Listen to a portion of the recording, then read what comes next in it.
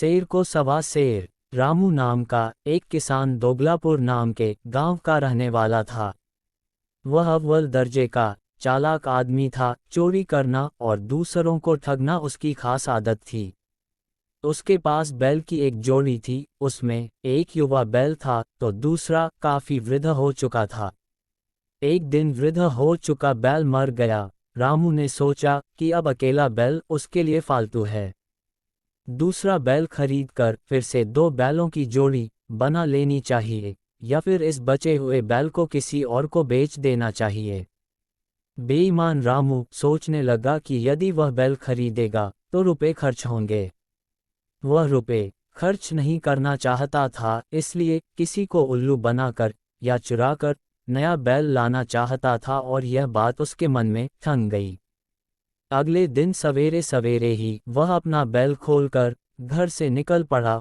उसने मन ही मन ये बात अच्छी तरह सोच ली थी कि वह मुफ्त में ही दूसरा बैल लेकर घर लौटेगा, नहीं तो इस बैल को भी ऊंची कीमत पर बेच आएगा।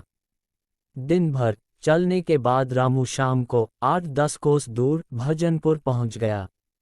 गांव के बाहर खेतों में हरी भरी और घनी फसल देखकर उसने सोचा, जरूर इस गांव के किसान खूब धनी होंगे। रामू ने गांव के बाहर एक किसान का घर देखा। घर की एक तरफ एक सुंदर सा बैल बंधा हुआ था। एक ही नज़र में रामू को वह बैल पसंद आ गया। यदि इस बैल को मैं हथिया लूं तो मेरी बैलों की जोड़ी खूब जोरदार बन जाएगी। रामू ने मन ही मन सोच लिया। अगले ही क्षण वह बैल के साथ घर में घुस गया। सामने ही घर का मालिक परसोती बैठा था। रामू ने कहा, बड़ी दूर से चलकर आ रहा हूँ भैया। मैं और मेरा बैल दोनों थक गए हैं। रात भर के लिए टिकने की जगह मिल जाएगी क्या? क्यों नहीं, खूब आराम से रहो, अभी रोटियां बन जाती है, तब तक अपने बैल को खूंटे से बांध दो। पास में ही घास और भूसा पड़ा हुआ है, उसे लेकर अपने बैल को खाने के लिए डाल दो, ऐसा परसोती ने कहा। उसकी बात सुनकर रामू ने सोचा, यह आदमी तो बहुत ही भोला और दयालु लगता है। ऐसे आदमी को ठग लेना तो बहुत आसान बात है। जब वह दोनों भोजन कर चुके तो परसोती ने एक कमरे में रामू का बिस्तर लगा दिया और खुद दूसरे कमरे में सोने चला गया। रामू जिस कमरे में सो रहा था उस कमरे में एक बड़ा सा संदूक रखा हुआ था। रामू को लगा कि शायद इस संदूक में परसोती का धन रखा हुआ होगा और यह सोचकर उसे नींद नहीं आ रही थी।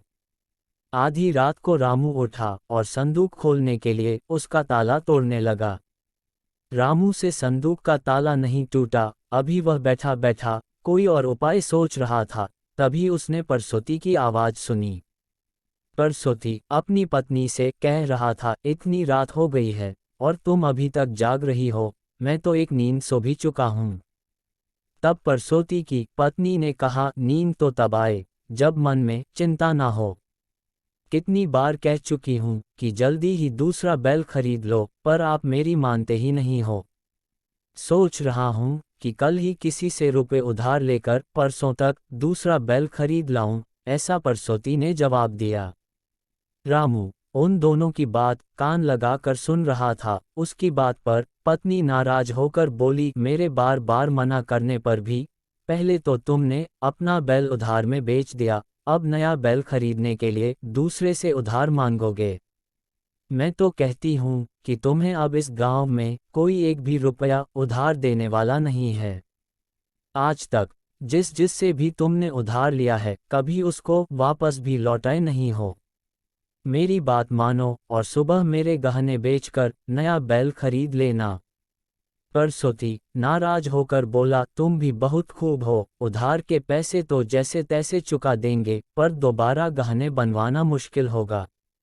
पति पत्नी में तर्क वितर्क होते रहे। परसोती की पत्नी बार बार कहे जा रही थी कि उधार के रुपयों से लाए बैल को मैं इस घर में घुसने तक नहीं दूंगी, हाँ नए बैल के बदले गहने देने को तैयार हूँ। परसोती बोला, तो ठीक है, तुम भी कान खोल कर सुन लो, मैं अपनी जिद का पक्का हूँ। अब नया बैल भी तुम खरीदना, अपने गहनों से मैं इस उलझन में नहीं पड़ूंगा। हाँ हाँ, मैं ले आऊंगी बैल। जब अपने गहने दूंगी तो कोई भी अपना बैल खुशी खुशी इस घर में बांध जाएगा, परसोती की पत्नी बोली। रामू अब तक दोनों की बातें सुनकर मन ही मन मुस्कुरा रहा था। वह सोचने लगता है कि दोनों पति पत्नी मूर्ख ही नहीं बल्कि महामूर्ख हैं। मुझे इनकी मूर्खता का फायदा जरूर उठाना चाहिए। सुबह मुंह फुलाए परसोती पत्नी से नाराज होकर कहीं चला गया। रामू ने अच्छा मौका देखा और परसोती की पत्नी से बात बनाकर बोला, मुझे अपना बैल बेचना है। इस गांव में किसी को बैल की जरूरत हो तो मुझे बता दो, मेरे लिए यह बैल फालतू है। वह बोली, बैल तो मैं ले लूंगी पर मेरे पास रुपए नहीं है। चाहो तो मेरे गहने ले सकते हो। रामू हंसकर बोला, कोई बात नहीं, मैं तैयार हूँ। उसी क्षण वह अंदर गई और गहनों की पोटली ले आई और रामू को देकर बोली, देख लो, इसमें मेरे गहने बंधे हैं, चाहो तो बैल का सौदा कर लो। पोटली के गहने देख रामू खुश हो गया। उसने सोचा, इन गहनों से 2 बैलों की जोड़ी खरीद लूंगा। उसी समय उसने पोटली संभाल ली और बैल छोड़कर अपने गांव की राह चल पड़ा। शाम तक वह अपने गांव पहुंचा। दूसरे दिन गांव के साहूकार के पास गहने बेचने जा पहुंचा। गहनों को देख परख कर साहूकार बोला, अरे भाई, इन गहनों की कीमत तो कुछ भी नहीं है। ये तो नकली गहने हैं, सोने चांदी के नहीं है। रामू ठगा सा खड़ा रह गया। परसोती और उसकी पत्नी ने उससे बैल ठग लिया था। उसने अब जाना कि वह दोनों मूर्ख नहीं बल्कि उससे भी कहीं ज्यादा चालाक थे। वह पछता कर रह गया और उसे समझ में आ गया कि एक दिन शेर को सवा शेर जरूर मिलता है। दोस्तों, अगर आपने चैनल सब्सक्राइब नहीं किया है तो चैनल को सब्सक्राइब जरूर कर ले। धन्यवाद। आइए सुनते हैं अब अगली कहानी। दोस्तों, एक प्रसिद्ध कहावत है कि तिरिया से राज छिपे न छिपाए। इसका अर्थ है कि स्त्रियां अपने मन में कोई भी राज की बात संभाल के नहीं रख सकती। आइए इस कहावत से संबंधित एक लोककथा को सुनते हैं। किसी गांव में एक पति पत्नी बड़े प्रेम से रहते थे। दोनों को एक दूसरे पर पूरा पूरा विश्वास था। पत्नी के प्रेम के कारण पति अपने घरवालों से अलग हो गया था। पति यह जानता था कि उसके माता पिता बहुत सीधे हैं, लेकिन फिर भी वह अपनी पत्नी के लिए उनसे लड़ता था। वह हमेशा ही अपनी पत्नी का पक्ष लेता था। विशेष बात को भी वह माता पिता भाई बहन को न बताकर सिर्फ अपनी पत्नी को ही बताता था। एक दिन वह घूमता हुआ गांव के काका के पास गया। काका बहुत ही अनुभवी व्यक्ति थे। उसने काका से अपनी पत्नी की प्रशंसा की। उसने काका को बताया कि बड़े से बड़े राज भी वह अपनी पत्नी से नहीं छिपाता। वह पूरे घर को शक की नज़र से देख सकता है, लेकिन अपनी पत्नी पर कभी शक नहीं करेगा। उसके चुप होने के बाद काका ने कहा, देखो बेटा, अपनी पत्नी पर जरूरत से ज़्यादा विश्वास करना ठीक नहीं है। पहले अपनी पत्नी की परीक्षा लेकर देखो, फिर तुम्हें पता चलेगा कि वह कितनी राज की बात छिपा सकती है। कभी कभी सच्चा प्रेम करने वाली स्त्रियां भी नासमझी में अपने पति की भलाई करने के चक्कर में उनका हित कर बैठती हैं। काका की बात सुनकर वह व्याकुल हो गया और उसने अपनी पत्नी की परीक्षा लेने का निश्चय कर लिया। उसने काका की सलाह से एक योजना भी बना ली। एक दिन वह अंगोछे में कटा हुआ तरबूज लेकर आया। उसमें से लाल बूंदें टपक रही थीं। उसने अपनी पत्नी से कहा, आज मैंने एक आदमी का सिर काट दिया।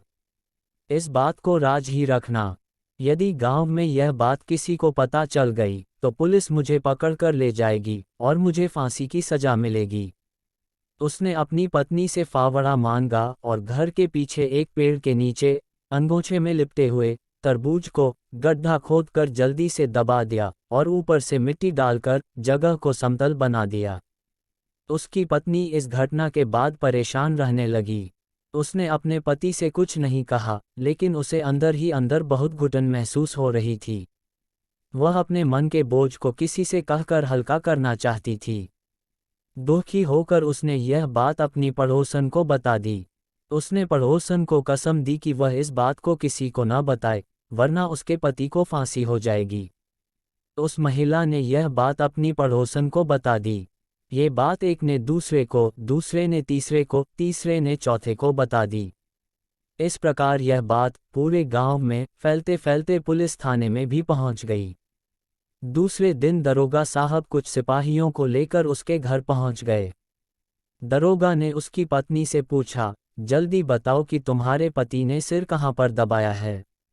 यदि तुमने सच सच नहीं बताया तो तुम्हें फांसी लग जाएगी।